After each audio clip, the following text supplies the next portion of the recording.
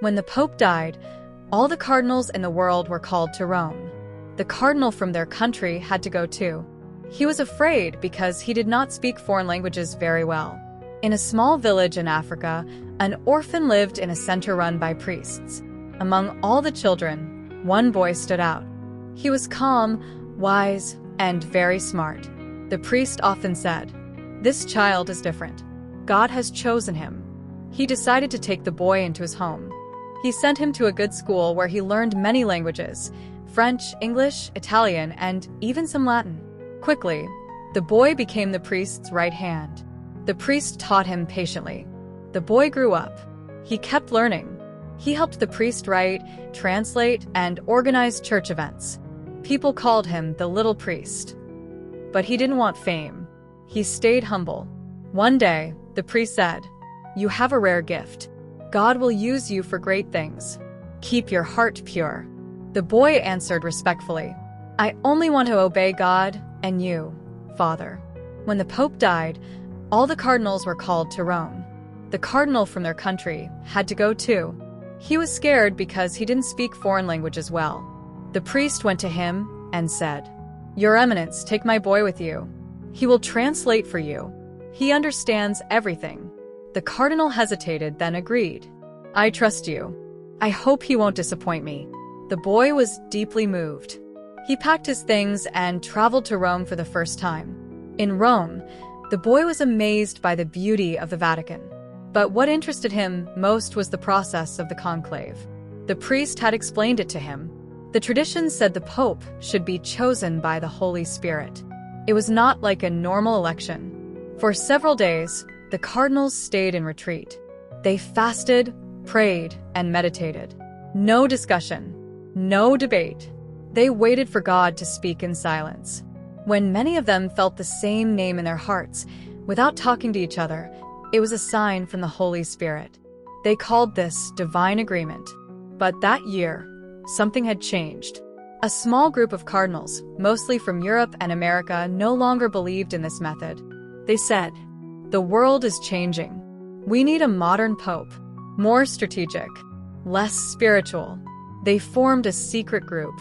The boy, translating for his cardinal, understood they were putting pressure on others. They used human arguments, influence, politics, money.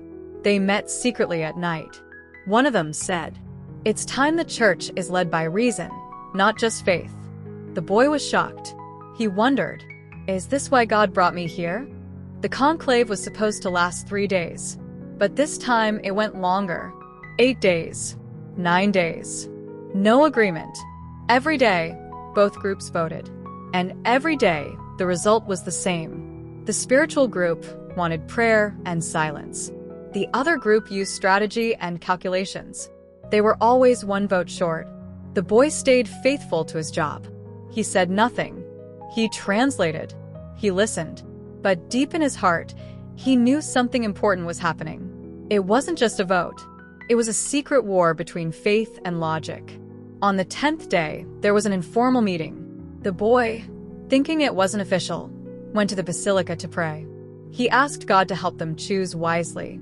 But while he was gone, a very important vote happened.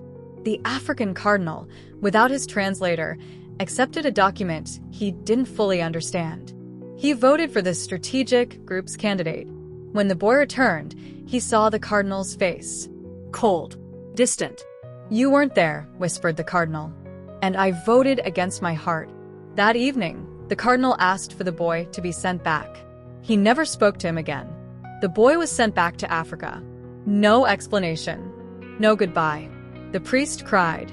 He had lost his spiritual son, and the church had changed forever.